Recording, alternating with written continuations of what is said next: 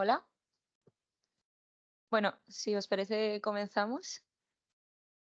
Buenos días a todos. Yo soy Aida Barceló, residente de segundo año de este servicio. Y en esta sesión voy a hablar sobre un tema que he revisado junto con el doctor Rando sobre la hemorragia en el paciente politraumatizado, concretamente sobre la coagulopatía inducida por el traumatismo. Este es el orden que voy a seguir. Comenzaré con una breve introducción hablando sobre la prevalencia de esta entidad, siguiendo la definición de esta patología y los mecanismos fisiopatológicos, así como su diagnóstico y su tratamiento, para finalmente dar unas conclusiones. Comenzamos definiendo el traumatismo, que es una causa muy prevalente, es la principal causa de mortalidad en adolescentes y adultos jóvenes, menores de 49 años. Una gran proporción de estas muertes son debidas a la hemorragia descontrolada, que desencadena la conocida tríada o pentada letal. Además, las medidas aplicadas en la atención inicial de los mismos provocará hemodilución de los componentes sanguíneos que agravará aún más esta situación. Como conocemos, la tríada letal se compone de acidosis, hipotermia y coagulopatía. Si a estas les añadimos la hipocalcemia y las alteraciones de la glucemia, nos referimos al concepto de pentada letal. En el traumatismo grave, el sangrado masivo provoca un shock hipovolémico con hipotensión e hipoperfusionística, que agravará más la acidosis. Además, como acabo de comentar, la resucitación con fluidoterapia intensiva provocará hemodilución de los componentes y agravará aún más la hipotermia y la coagulopatía, creando un círculo vicioso que empeorará todo este cuadro. Aparte de esto, el 30% de los hospitalizados de traumatismo grave presentan una coagulopatía inducida por el trauma, que es una entidad que se desarrolla con hiperfibrinólisis y alteración hemostática y provoca un aumento en la morbimortalidad de estos pacientes. Por tanto, la TIC se define como una hipocoagulación endógena precoz por una respuesta maladaptativa al shock y una lesión tisular, y por tanto produce un deterioro de la hemostasia, una hiperfibrinólisis y una plaquetopatía. Existen diferentes fenotipos para definir esta entidad, ¿vale? Que cambian a lo largo del tiempo. En una etapa precoz tendremos fenotipos más prohemorrágicos por una hipocoagulabilidad, para en la etapa tardía manifestarse más como fenómenos trombóticos por hipercoagulabilidad. Las características principales de esta patología serán, por tanto, una activación de la coagulación por generación espontánea de la trombina en la circulación sistémica, una hiperfibrinólisis por liberación del TPA y una coagulopatía por consumo.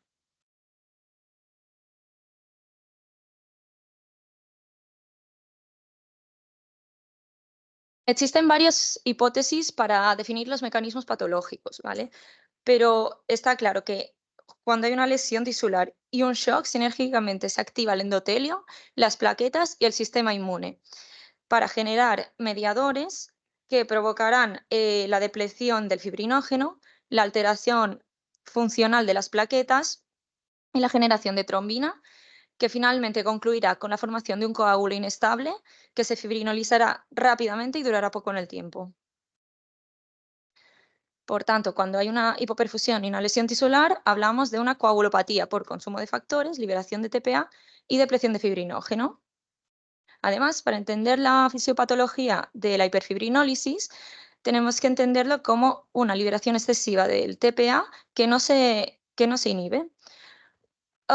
Esta liberación de TPA se produce a través de los cuerpos de Weibel-Palade de las células endoteliales, estimulado por una hipoperfusión, así como por la retroalimentación negativa de la trombina. La proteína C se activa por el complejo trombina-trombomodulina y esta PCR inhibe a los factores 5 y 8, así como al inhibidor del activador del plasminógeno o PAI-1. Por tanto, al tener un TPA que no se inhibe, producirá un exceso de plasmina que romperá la fibrina y habrá una hiperfibrinólisis.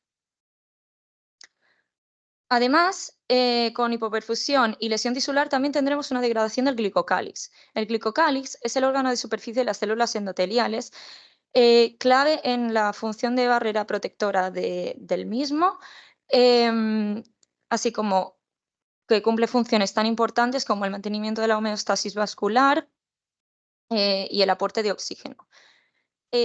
Cuando este se degrada, provoca una liberación excesiva de heparinoides endógenos, junto, como ya he comentado, con la liberación de TPA y PCR. La alteración de las plaquetas en esta entidad se refiere a una disfunción cualitativa de las mismas, independientemente del recuento de las plaquetas, ya que, de hecho, se ha visto que el recuento de plaquetas puede ser normal. Esta disfunción cualitativa provoca un aumento de sensibilidad al estímulo fibrinolítico exógeno, aunque su patogenia no está muy bien conocida. La TIC la vamos a diagnosticar mediante la comprobación de una coagulopatía mediante el análisis de test convencionales o los test viscoelásticos.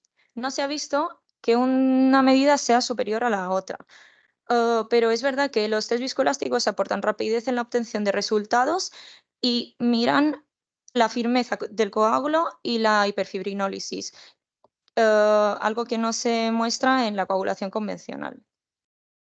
Por tanto, el gol estándar de momento es la analítica convencional.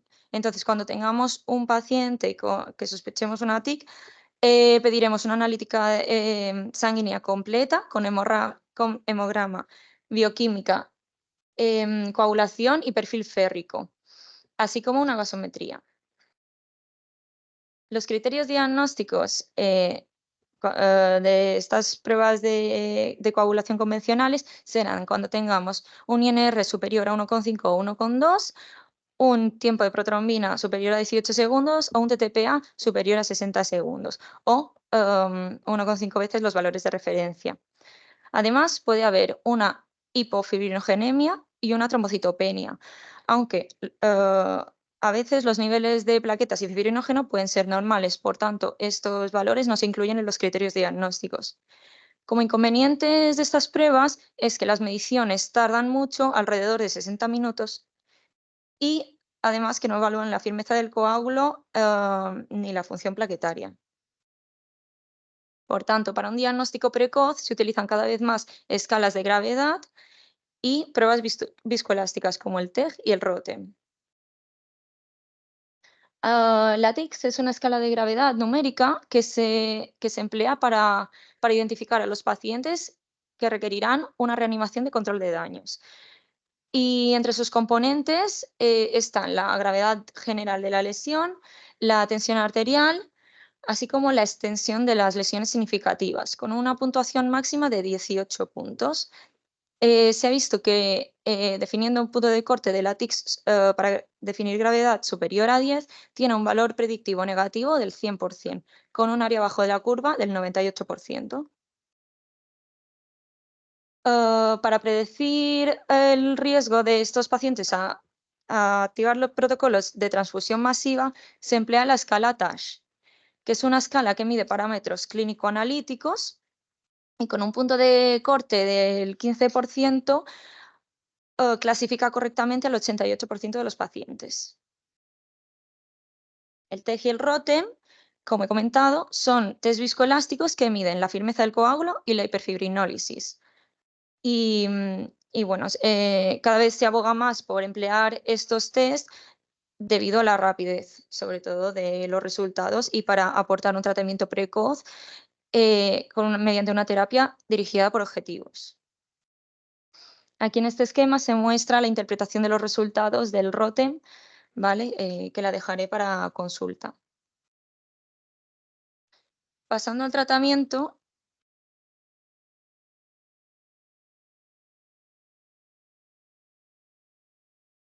los pilares del tratamiento se componen de una serie de medidas que comienzan en la fase prehospitalaria, con el control de la hemorragia, la administración de componentes sanguíneos y la administración temprana de ácido tranexámico.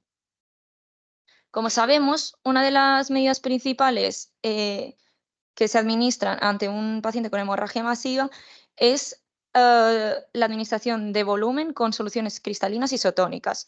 Y cuando no responden a esta fluidoterapia, se inicia de forma precoz la noradrenalina. Por tanto, para evitar la hemodilución de la que he hablado por grandes volúmenes de cristaloides, se tiende más a una fluidoterapia restrictiva, recomendando mantener una hipotensión permisiva hasta que el foco de sangrado esté controlado. Por tanto, buscaremos unos objetivos en pacientes que no tengan TCE sistólicas de entre 80 y 90, pacientes con TCE un poquito más altas, ¿vale? Con especial cuidado en pacientes ancianos e hipertensos. Por otro lado, la cirugía del control de daños se va a realizar ante pacientes con sangrado de difícil control y lesiones anatómicas complejas. Esta se fundamenta en una laparotomía rápida para control de sangrado mediante el packing abdominal y en caso de fracturas complejas se realiza una estabilización inicial para terminar de corregirlo en un segundo tiempo. Otro punto clave en el tratamiento precoz de esta entidad es la corrección de anomalías concomitantes, como son la acidosis, la hipocalcemia, así como la hipotermia. Se recomienda una monitorización de la temperatura y aplicación de medidas para evitar la pérdida de calor. La reanimación hemostática tiende a ser equilibrada, con protocolos de transfusión masiva con estrategias de ratios altas, a 1-1-1 o 1-1-2, así como la administración de ácido tranexámico. Por tanto, en la fase inicial empírica ante un paciente politraumatizado, realizaremos una reanimación hemostática mediante dos estrategias. Una de estas dos estrategias. La primera estrategia será administración de plasma junto con hematíes en una proporción alta, superior a 1,2, ya que se ha visto que disminuye la mortalidad respecto a las ratios bajas, menores de 1,2. Otra estrategia más atractiva es la administración de concentrado de fibrinógeno junto con concentrado de hematíes.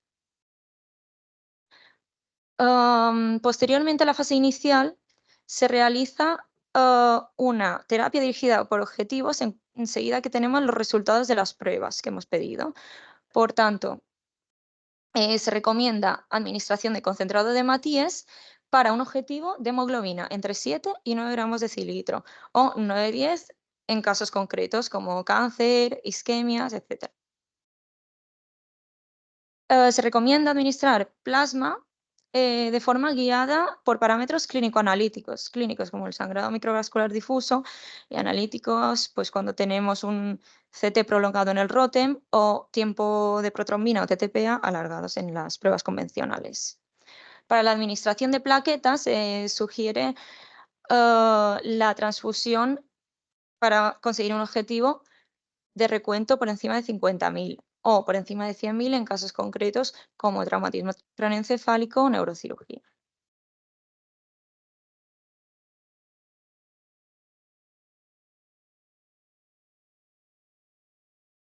Pasando a hablar del fibrinógeno, el fibrinógeno es el factor de coagulación más abundante y es el primero en agotarse ante una hemorragia masiva.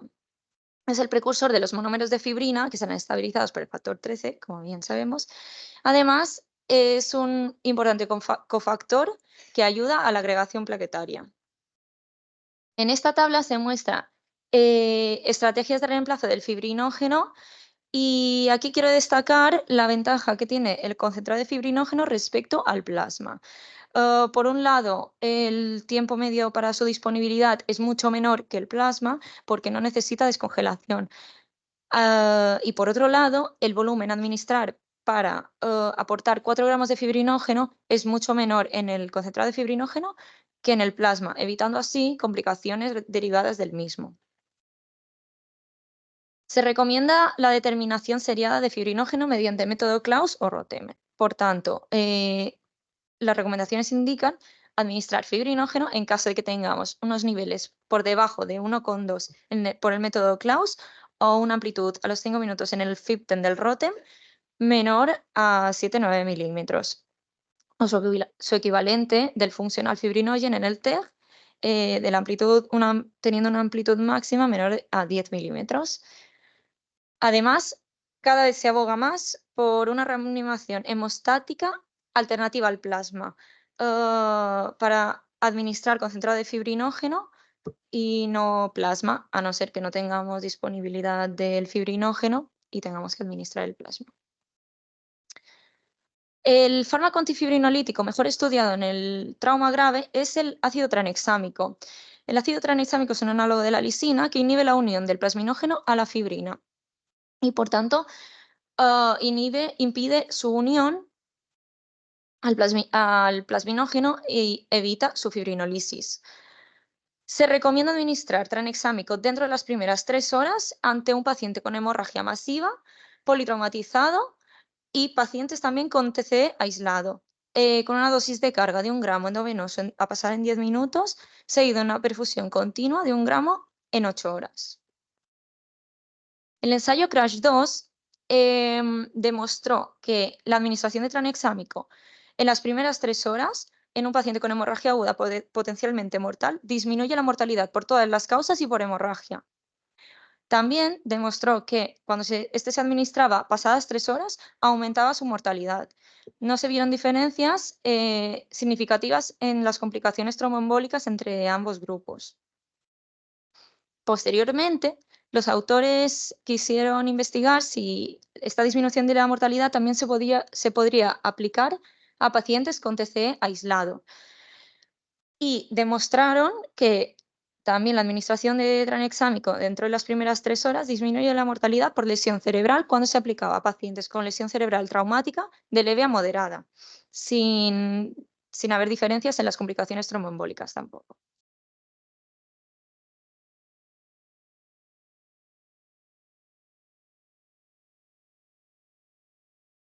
Por tanto, tras haber comprobado que este fármaco es tan ideal y disminuye la mortalidad, era necesario administrarlo lo más precoz posible, o sea, de forma lo más precoz posible, ya que por cada 15 minutos de retraso en el tratamiento se reducía un 10% la efectividad de la supervivencia del tranexámico. Por lo tanto, decían que era ideal administrarlo dentro de la primera hora. También se vio que el tiempo que pasaba desde la lesión hasta que se administraba prehospitalariamente era de 49 minutos versus 111 minutos cuando se administraba hospitalariamente, eh, por el tiempo perdido entre que llega la ambulancia, se prepara el paciente, se traslada al hospital. Lo que pasa es que la administración intravenosa es un obstáculo para esta administración precoz. Por tanto, algunos estudios quisieron ver si la administración intramuscular era igual de efectiva. Los modelos farmacocinéticos del tranexámico muestran que la administración intramuscular tiene una absorción rápida y completa y que cuando se alcanzaban concentraciones entre 10 y 15 miligramos litro, se producía una máxima inhibición de la fibrinólisis. Aunque concentraciones superiores o sea, concentraciones mínimas de 5 miligramos por litro también producían una inhibición suficientemente efectiva. El tiempo medio para alcanzar esta concentración efectiva a nivel intramuscular era de 4 minutos, mientras que si se administra de forma intravenosa, estos niveles, incluso superiores, se alcanzan pasada la infusión. Por tanto, necesitamos un tiempo medio de 10 minutos. Así como la duración en la que se mantienen los niveles por encima del objetivo, cuando se administraba de forma intramuscular era superior a cuando se administraba intravenoso. 3 horas y media respecto a 3 horas más o menos. Aquí se muestran unos gráficos sobre la farmacocinética de estas vías de administración. Así vemos que la concentración alcanzada por la vía intravenosa produce un pico muy alto en poco tiempo, pero que rápidamente cae en picado. Por tanto, estos niveles por encima del objetivo se mantienen poco en el tiempo. Sin embargo, en la administración intramuscular, el pico que se produce de concentración sanguínea es inferior, pero se mantienen en los niveles por encima del objetivo durante más tiempo. Por tanto, los autores del estudio CRASH quisieron investigar si el tranexámico intramuscular también producía una disminución en la mortalidad en estos pacientes. Por tanto, se creó este estudio que está en desarrollo y lo que su objetivo principal es buscar evidencia sobre los efectos del tranexámico intramuscular administrado en pacientes con TCE leve en adultos mayores y quiere ver sus efectos sobre la hemorragia intracraneal, la discapacidad, la mortalidad y la demencia. Finalmente, tras haber hablado de todo el tratamiento, el último pilar de tratamiento es la tromboprofilaxis precoz para evitar los fenómenos trombóticos que se generan en la última fase de la TIC. Aquí dejo el protocolo de hemorragia masiva de este hospital, ¿vale? Que la tendremos que activar, como bien sabemos, ante una hemorragia activa, quirúrgica o gastrointestinal, un trauma grave o la transfusión de 4 concentrados de hematíes en menos de 4 horas en un paciente inestable y con sangrado activo. Se activa llamando al busca de hematología 49100, ¿vale? También quiero comentar algunos cambios que se han producido y se producirán en la caja de hemostática, y es que en los últimos meses se cambió el concentrado de fibrinógeno de Riastap a Fibriga. Y lo que se quiere hacer en los próximos meses es cambiar, en lugar de solicitar las analíticas cada 30 minutos, a solicitar Roten cada 30 minutos. Para concluir esta sesión, los temas claves con los que nos tenemos que quedar son que el politraumatismo representa una alta mortalidad, sobre todo en adultos jóvenes, y sobre todo debido al sangrado masivo. Que esta coagulopatía inducida por el trauma aparece en el contexto de shock y lesión tisular. Ambos mecanismos tienen que estar presentes, si no, no hablamos de TIC. Y esto desencadena una hiperfibrinólisis, una alteración de la hemostasia y una disfunción plaquetaria. Para un diagnóstico precoz se emplean cada vez más las escalas de gravedad junto con los test viscoelásticos. Que el tratamiento consiste en los protocolos de transfusión masiva en ratios altas y que cada vez se aboga más por emplear el fibrinógeno versus el plasma. Y también muy importante, administrar el ácido tranexámico de forma endovenoso lo más pronto posible, porque disminuye la mortalidad. Y como novedad, que el estudio CRASH 4 que está en desarrollo está estudiando si la administración intramuscular también produce una disminución de la mortalidad. Esta es la bibliografía que he revisado y ya está.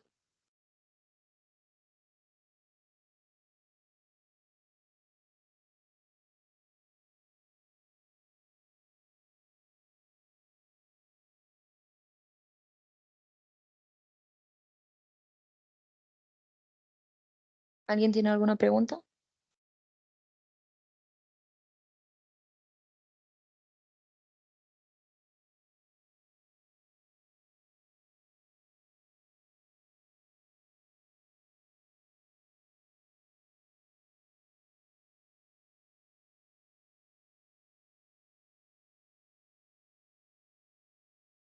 ¿Preguntas? ¿No hay preguntas?